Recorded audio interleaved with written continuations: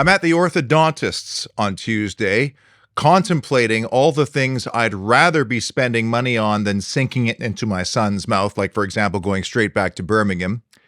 And so I'm killing time in the waiting room. I go onto Twitter and I see that Mateu Alemany is leaving Barcelona, and the rumored destination is our Aston Villa.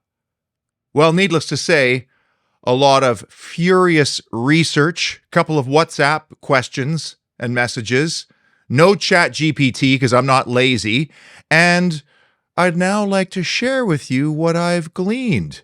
This is the Welcome to Aston Villa, Mateu Alemany, new director of football show?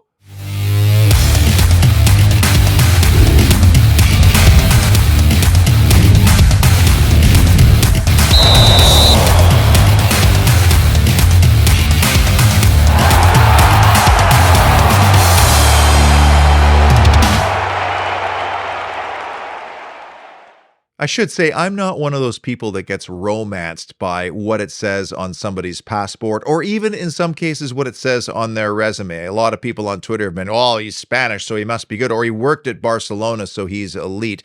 Listen, Spain has wonderful football culture. If you get a chance to find the series Six Dreams, see if you could find it. It's beautiful, and it follows 6 different individuals during their day-to-day lives in La Liga. But you know, Germany has a wonderful football culture. So does Portugal, and of course, so does England. If you asked Unai Emery where he's from, I bet you he doesn't say Spain first. I bet you he says Basque Country. Same with Pep.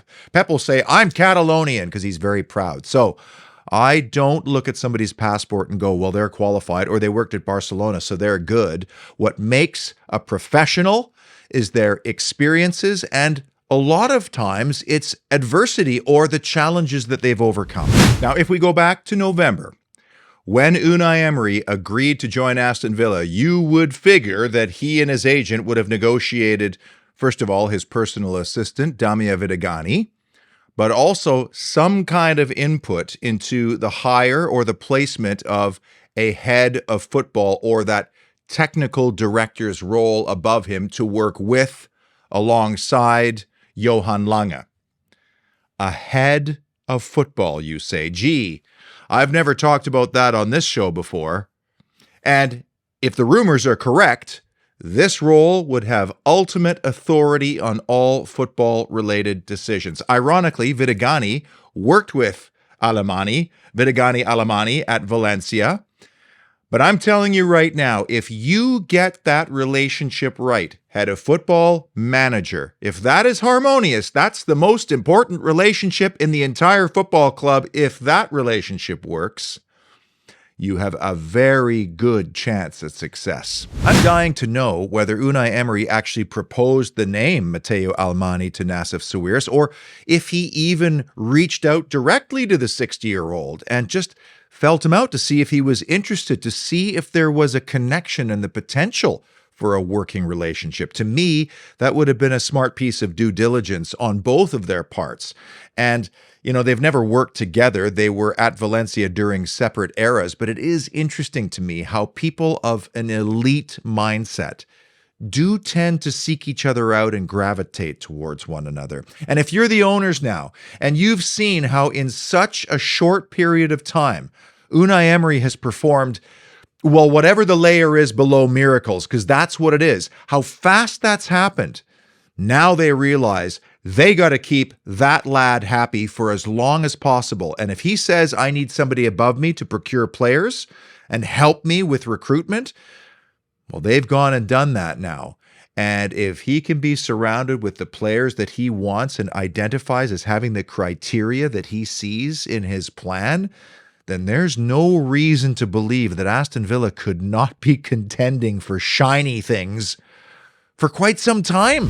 What have I learned about Mateu Alemany? Well, his background originally is law, but his master's is in accounting, so he's a numbers guy. Very similar personality traits to Unai Emery. First one through the door in the morning, last one to leave at night. Obsessive, compulsive on details. Also a guy who absolutely hates losing. Doesn't matter if it's in football, doesn't matter if it's in contract discussions, doesn't matter if it's in cards or it's in tennis. The guy is ultra competitive. He was also offered the very same role with Newcastle the first time the Saudi group came calling before that bid collapsed. But what is the most important aspect of his professional profile? Why did Barcelona choose him to try to rebuild that club in the post-COVID crisis? There is a critical answer to that question, my friend. Mateu Alemany is known far and wide across Europe and beyond as a ruthless negotiator. Ask any agent that's ever dealt with him, and they'll all say the same thing while rolling their eyeballs. Oh, Alemany. Ask players from his own club that had to renegotiate contracts. They'll roll their eyeballs. Oh, Alemany. That's this guy's thing. So Barcelona, in the post-COVID time, when suddenly their team got extremely old, you'll remember Bayern humiliating them in the Champions League semifinal during that locked-out Champions League. They needed to rebuild that club, and that is not an organization that has time for a slow rebuild. They needed somebody to come in and who could squeeze the most out of every single penny in order to get the farthest under FFP regulations. Now, a lot of Villa fans asked a legitimate question in my mind. Why would you leave Barcelona? Why? And the fact of the matter is, he did not like the direction the club was going in, and he did not have total control of the footballing side of the equation. And in fact, a lot of Barca fans are saying, yeah, the board was interfering again, which seems to be a problem at that club. I've read many accounts by agents on their dealings with Alemany. They all say the same things. If he knows he wants to buy a player at max 10 million, he'll start the bidding at 1.5, and he's keenly aware of the critical nature of time in those negotiations. So you have a guy who's obsessive compulsive, hardcore competitive, who hates losing, a numbers guy, and then he has a strategy customized to every single negotiation. And it's catered towards the agent. So he has a game plan going in for everything. People in his office called him the executioner. They gave him the name of the player. He got the player at the minimal price. Now, in this post-COVID world where the vast majority of clubs, even successful ones, are struggling because they're all selling clubs now, having a guy like that who can whittle value down on a player and get a good deal on talent, not a bad guy to have in a club. Do you know that he was actually called the other Messi by some in Barcelona? That's how highly valued he was at FCB and how respected he was in his role. The other thing I found really interesting about him was his philosophy on wages. He believed in a back-end, performance-oriented approach, which I really like. So not the big front-end weekly packet, but moderate weekly and then performance-oriented bonuses based on data that's specific to your position. Ollie Watkins, you scored 20 goals this year, you get an extra $2 million. I like that. And by the way, I think the club has put an end to 2-year deals at the academy because you give a kid 2 years, the first year's like... And so they're not doing that anymore. And I agree with that. Keep the players hungry. And let's see if that works at our club. The other thing we have to be realistic about and honest with ourselves over is that the best players in the world still want to go to Barca, still want to go to Real. And if they come to England, they want to go to London, Manchester, or Liverpool. And that's obvious because they want to play Champions League football. And even though Unai Emery has us on a very, very positive course and is highly respected as a manager, that's an issue that we have to look out for because in the past, Villa has at times had to overpay to bring in talent. And Mateu Alemany is not somebody who's going to overpay. Now, I realize that Fabrizio Romano hasn't given it the old here we go just yet, but still, this seems close. So I have a couple of questions, and I don't have answers for them. Like, for example, does Alemany have a footballing background? Does he have a footballing philosophy? Because at his other roles, they were all encompassing. They were president, CEO, managing director. Presumably, he was dealing with some of the commercial situations at Mallorca and Valencia. And then when he went to Barcelona, it was exclusively in the football leadership, which is what he's doing here. But he may have some philosophies on analytics and how that supports recruitment decisions. Similarly with scouting, he may have some ideas on youth. But at Villa, what he has is a super elite, high IQ footballing professor in his dugout. And Unai Emery has really specific criteria for every single role on the park within a larger philosophy. And he'll also have a plan B philosophy for when plan A isn't working. And right now, he doesn't have the squad for that. So it's almost the perfect situation. Unai, you identify the criteria.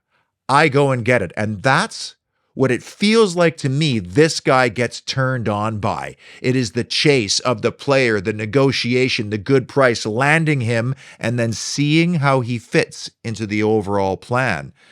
In fact, it's probably better that he doesn't have a footballing philosophy, because the last thing we want is a clash of footballing ideas. That's where problems start. The other thing I'm curious about with Mateu Alemany is his philosophy on youth development and really what the academy is for. Because our owners have invested heavily on not just the facilities, but the talent itself. I mean, they've brought in some of the highest potential players from around England, poaching them from some bigger clubs at times in the process. And they've polished them up and moved them on either on loan or kept them together. But when I see that Cameron Archer is being valued at around 20 million by Middlesbrough, and the fact that Carney Chukwuemeka was sold to Chelsea for 25 million and isn't even playing, I see a pure profit factory down here. And a lot of people think that, the academy is exclusively a pipeline to up there. I'm not so sure. In fact, I see a bit of a disconnect between the two, and I felt that when I was there. And I don't think that's a bad thing, and I think it could be by design as well. Keep doing good work here. Keep bringing in top-class talent. Loan it out when they're ready. Keep them together if they're not. And this can actually, if you do it right, help fund that. And of course, if you stumble across a Jack Grealish or Jacob Ramsey, well, naturally, you're going to integrate them into the first team, hope they do well, and say, hey, that's a bonus of the academy, because that's how I feel. I don't think that's the primary focus of the academy. That is a bonus of doing good work.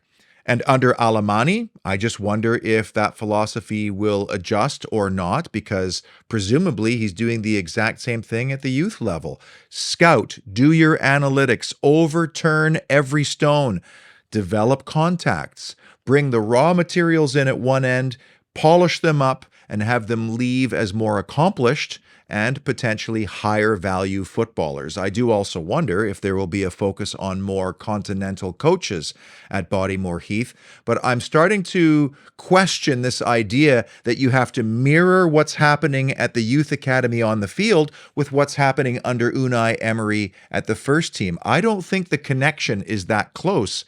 I actually think this is its own industry over here, and if you produce a couple of first-team players, great. The rumor is that Alemany will have complete and total control over the footballing department, and I think that that would have been non-negotiable based on the fact that he has an elite evaluator of talent in Unai Emery in his fold. But that could also mean some changes in analytics and in scouting. Johan Lange is very highly thought of at Aston Villa, and I was thinking, if you put all of the signings over the past 3 years of Lange's reign on paper, I'm not so sure if you can call it a success for the dollar. Having said that, however, we have no idea what was happening behind the scenes and who got the final say on signings. I think Lange's job was to analyze the market, and if the criteria was this, he presented the options and the price points of those types of players, and then somebody else made the decision. It was very unclear at times as to who made that ultimate decision.